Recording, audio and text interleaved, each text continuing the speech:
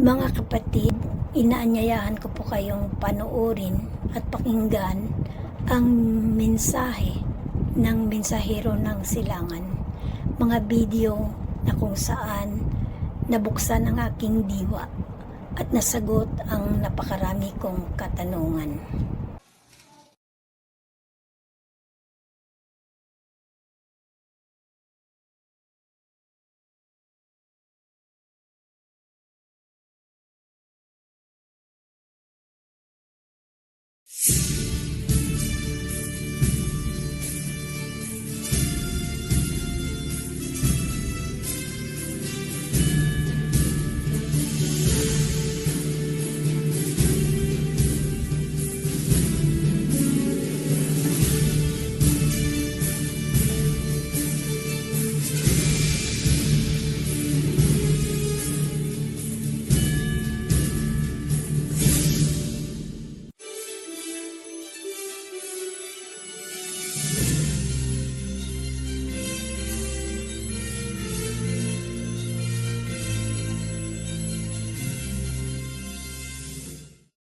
Masayang bati sa kapwa nating mga Pilipino mula sa Luzon, Visayas at Mindanao.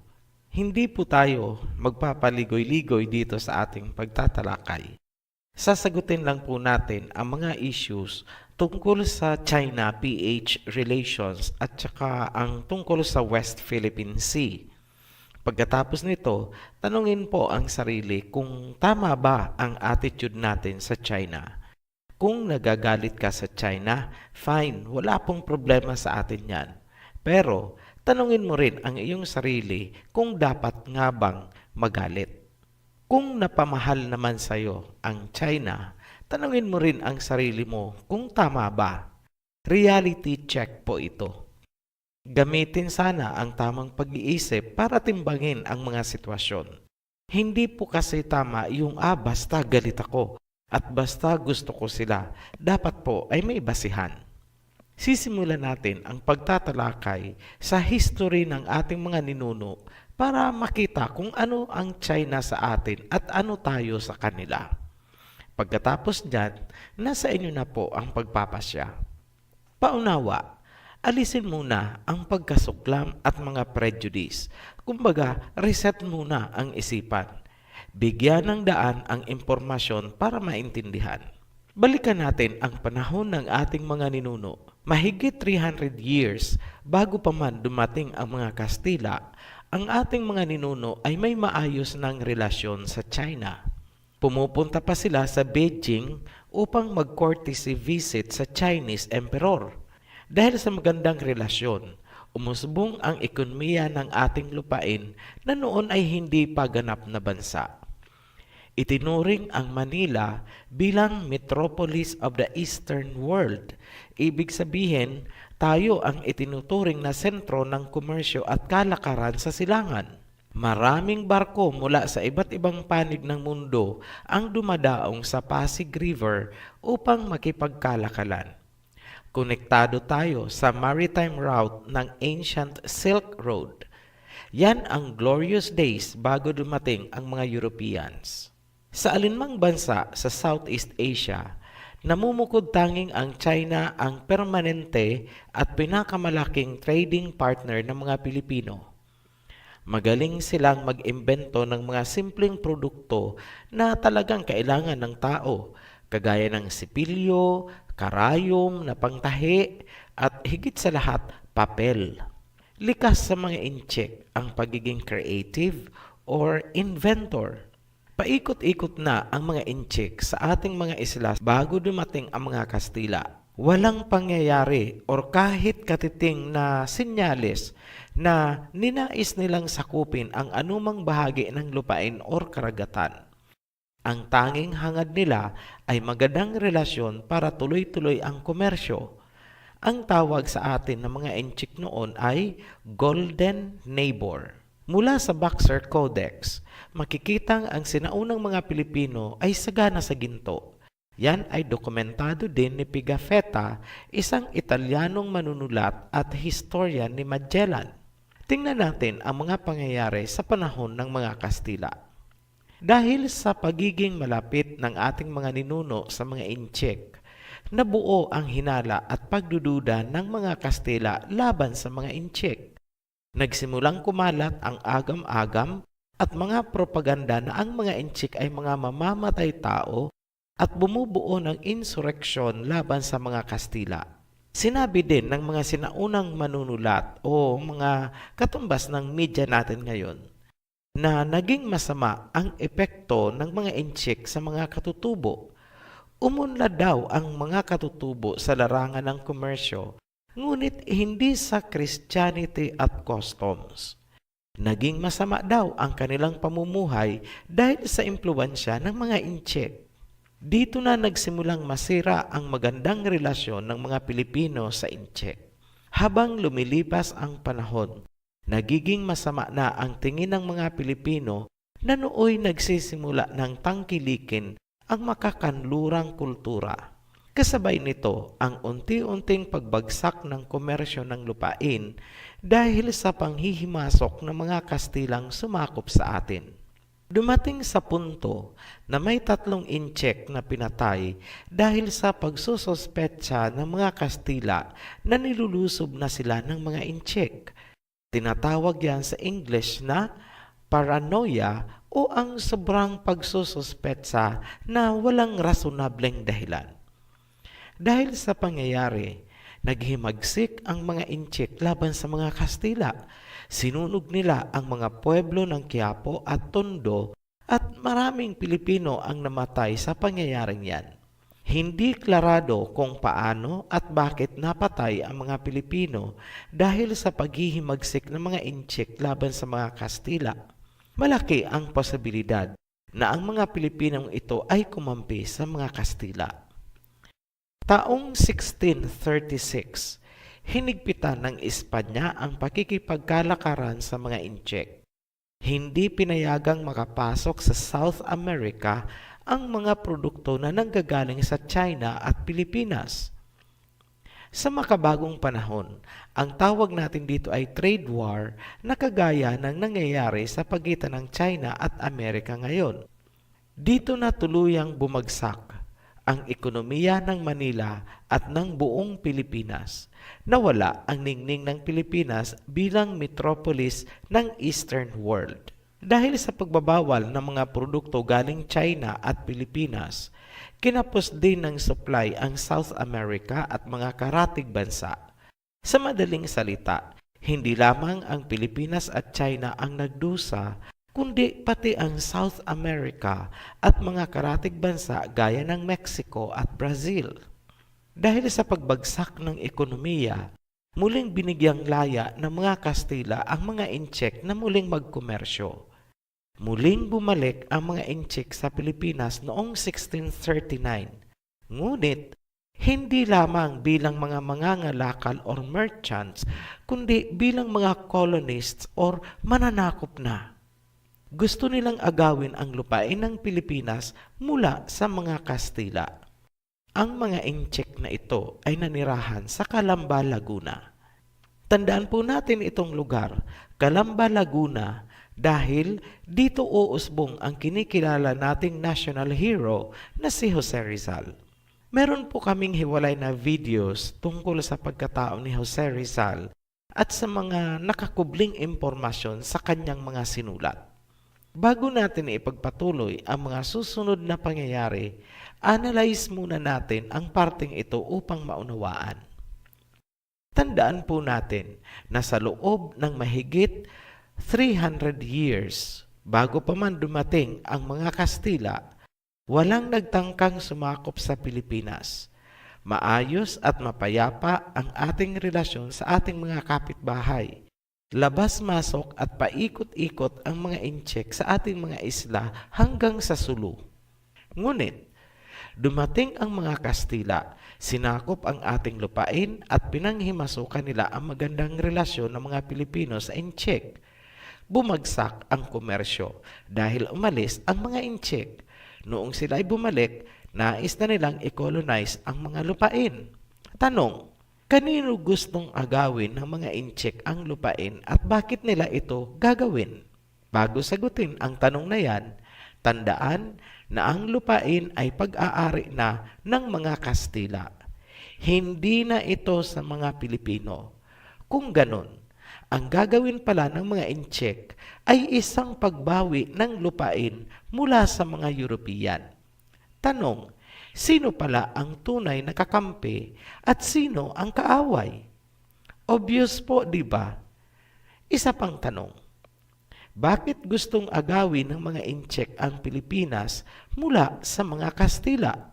Simple lang, para maibalik ang magandang relasyon at masiglang komersyo gaya ng dati.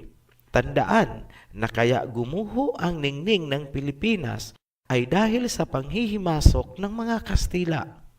Kung ilalagay natin ang ating sarili sa katayuan ng mga Intsik noon, isa lang ang mabubuo sa ating isipan. Hindi kayang protektahan ng mga Pilipino ang lupain. Yan ang nakita ng mga Intsik mula sa kasaysayan. Tandaan po yan dahil mahalaga yan sa usapin ng West Philippine Sea. Bumalik tayo sa sitwasyon ng mga Pilipino at Intsik ng kapanahonang yon. Patuloy ang pagpapakalat ng mga propaganda laban sa mga Intsik. Mga propaganda na naisalin sa sumunod na henerasyon. Ang mga Intsik ay mga marderos at masamang tao. Yan ang nagpasalin-salin sa bawat henerasyon hanggang sa atin ngayon. Balikan natin ang sitwasyon sa Kalamba. May mahalagang papel na ginampanan ang lahing Intsik sa ating kalayaan. Ngunit, napakakunti ng nakapansin or halos walang nakakaalam. Yan ay nakapaloob sa Last Farewell ni Jose Rizal.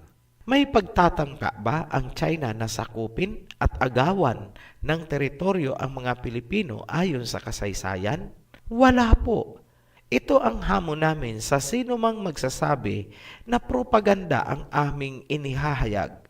Bigyan niyo po kami ng material sa history na dinigma tayo ng China at inagawa ng lupain or karagatan. Wala po kayong makukuha. Kaya namin ito binibigyan ng diin dahil ito ang premise kung paano mariresolba ang usapin sa West Philippine Sea. Yan po ay ayon sa aming analysis. May mga nagsasabi na tinangka daw sakupin ng mga Intsik ang ating bansa dahil sa ginawa ni Limahong. Klaruhin po natin na si Limahong ay isang pirata na nais ding madakip ng pamahalaang China noon. Si Limahong ay hindi kinatawan at lalong hindi inutusan ng bansang China na tayo ay sakupin. Yung isa pang sinasabi ay yung tungkol kay Koxinga na nagnais din daw na kunin ang Pilipinas.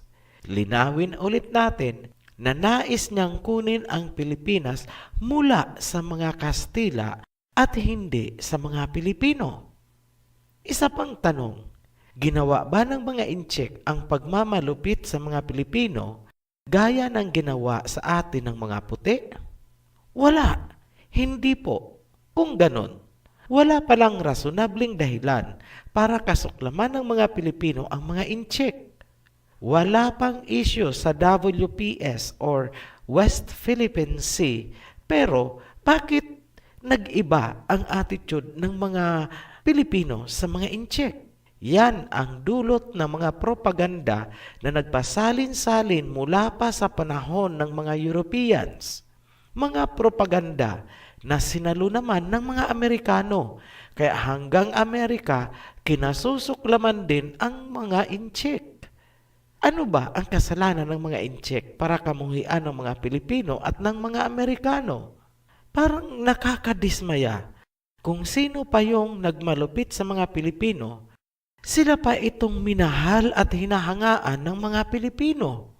Habang lumalayo ang mga Pilipino sa mga Intsik, lalo naman silang nagugumon sa liberalismo ng kanluran. Ang mga Pilipino ay parang mga gamo-gamo na naglalaro sa ningas ng lampara. Naaalala pa nyo ang kwento nung bata pa si Rizal? Lumagay naman tayo sa katayuan ng mga Intsik. Ano kaya ang tingin nila sa ating mga Pilipino ayon sa mga pangyayaring nasa kasaysayan? Una, nakita ng mga incheck na noong wala pa ang mga European, maayos ang relasyon natin sa kanila. Alam nyo, ang ganyang sitwasyon ay mai-imagine mo sa dalawang bata na nasa nayon. Matalik silang magkaibigan. Ngunit, noong may dumating na isang Manilenyo, iniwan ng isang bata ang kanyang kaibigan at ayaw niya na itong maging kalaro kasi may bago na siyang kaibigan kahit na binabatok-batukan siya nung galing sa city. Ganyan po ang nangyari. Dahil sa madali tayong napasok ng mga Europeans, sinakop ang lupain at pinagmalupitan ang mga Pilipino, ibig sabihin, hindi kaya ng mga Pilipino na ipaglaban ang kanilang mga teritoryo. Alam din ni China kung paanong nawala sa Pilipinas ang Sabah na napunta sa Malaysia. Pangatlo, hindi marunong lumingon ang mga Pilipino sa magandang relasyon ng ating mga ninuno. Tandaan, dahil sa mga incheck, kaya naging metropolis of the Eastern world ang Pilipinas noon. Nangyari na po yan at hindi na natin pwedeng baguhin. That is already part of the history. Kung meron mang pwedeng baguhin, yun ay ang attitude natin. Ipasok natin ang West Philippine Sea issue. Sana po maging bukas ang isipan ng mga Pilipino tungkol sa usaping ito. At ulitin po namin, ito po ay sarili naming analysis. Ang West Philippine Sea ay hinayaan ng mga incheck sa mga Pilipino sa loob ng napakahabang panahon mula pa sa ating mga ninuno hanggang 20th century. Ngunit, kung papansinin, ang West Philippine Sea ay maituturing na parang isang common na bakuran ng maraming magkakapitbahay. Parang isang compound na si China ang nasa pinakadulo ng looban. Sa bakuran na yan, dumadaan ang maraming bansa ng silangang Asya papunta sa Indian Ocean. Ngayon, hinayaan ng China sa mga Pilipino ang bakuran, katumbas noon ang ating responsibilidad na siguraduhin na walang kaaway na makakapasok o uukupa sa teritoryong yan. Ngunit, sa paglipas ng mga panahon, nakita ni China na walang kakayahan ang mga Pilipino na i-secure ang compound. Katunayan, nawala sa atin ang Sabah. Alam ni China na dahil sa kawalan ng kakayahan ng mga Pilipino na protektahan ang compound or West Philippine Sea, pwede itong okupahin ng ibang lahi, lalo na ang mga Americans na kaalyado natin. Pag nagkaganon, delikado o manganganib ang seguridad ng compound kung hahayaan lang sa mga Pilipino.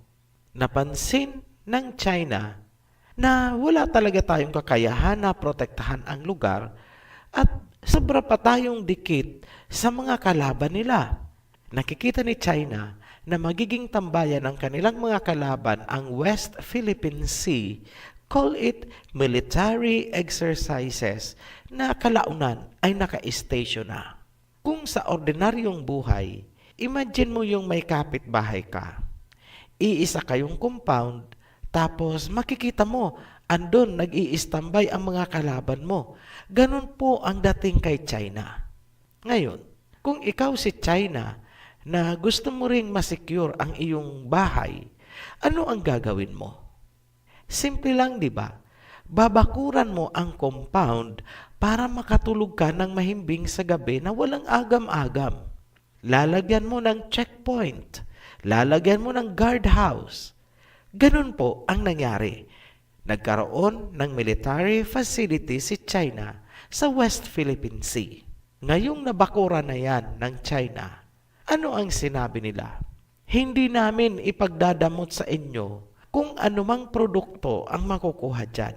Hating kapatid tayo, mas malaki pa ang ibibigay namin sa inyo. Huwag lang kayong makikipag-deal sa aming mga kalaban dahil Kahit naman sa simula, hindi tayo nagkaroon ng alitan. Tayo ang magkapit-bahay. Ang tawag pa nga namin sa inyo noon ay Golden Neighbor. Kung makikipag-cooperate ang mga Pilipino sa ganyang arrangement, magkakaroon ba ng kapayapaan? Oo naman. Masisimula na bang anihin ang biyaya ng dagat? Yes, makakaginhawa po ang Pilipinas. Ngayon, tingnan naman natin ang kabilang anggulo. Yun ay kung paiirali natin yung attitude natin na amin yan, teritoryo namin yan, panalo kami sa UNCLOS, panalo kami sa dahig, fine, panalo tayo sa papel. Tanong, sino ang magpapatupad ng court ruling? May sheriff po ba ang UNCLOS? O kaya ang UN? Wala. Ano ang sasabihin nila? Mag-usap na lang kayo ni China, basta yan na ang ruling namin. Ano na ngayon, mga Pilipino?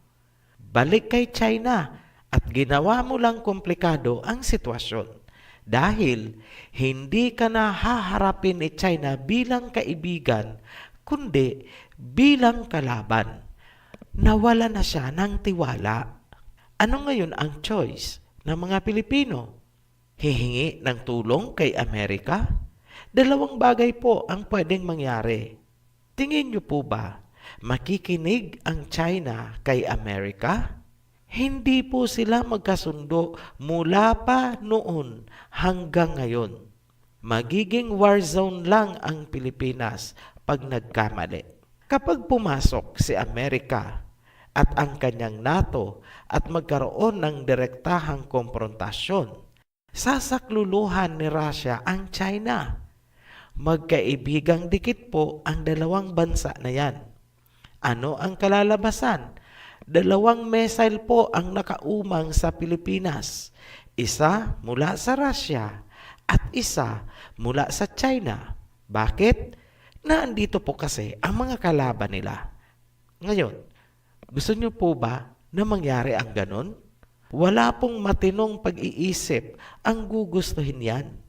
Kung ganon, ano pa ang isang possible na reaction or action ni Amerika? Pwede siyang umiwas, magsawalang kibo para makaiwas sa komprontasyon. Kapag ganon ang ginawa ni Amerika, paano ka Pilipinas? Aba, nalagay ka sa alanganin. Hindi ka na nga natulungan ni Amerika, ginalit mo pa si China. Ganyan po ang mangyayari. In short, lalong magiging komplikado ang sitwasyon at masisira ang initial trust na nagsisimula ng sumibol sa pagitan ng Pilipinas at China. Yan po ang aming geopolitical analysis.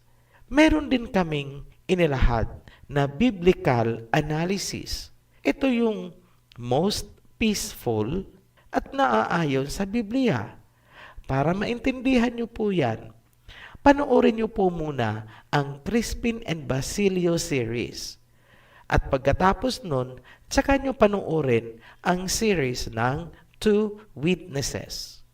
May intindihan nyo rin po ang prophecy tungkol sa two witnesses kapag sinundan nyo po yung mga videos na yan. Para naman sa mga nagsasabing ang China daw ang dragon na sinasabi sa Biblia, makinig po kayong mabuti. Ang dragon ng Revelation ay may 7 heads. Hindi po yan ang China dahil ang dragon po ng China ay isang mythology at iisa lang po ang ulo, hindi po 7. Maliwanag po na hindi yon ang tinutukoy ng dragon sa Revelation. Sana po klarado sa inyo yan. Pansinin nyo rin po na ang nagpapakalat ng ganyang propaganda na ang dragon ay ang China ay mga grupo na pinamumunuan ng mga puti. Dapat mapansin nyo po ang anggulo na yan. Hindi basta paniniwalaan nyo na lang porket nasa Bible daw, nasa Bible. Tingnan nyo kung yung sinasabi nila is nasa Bible ba talaga.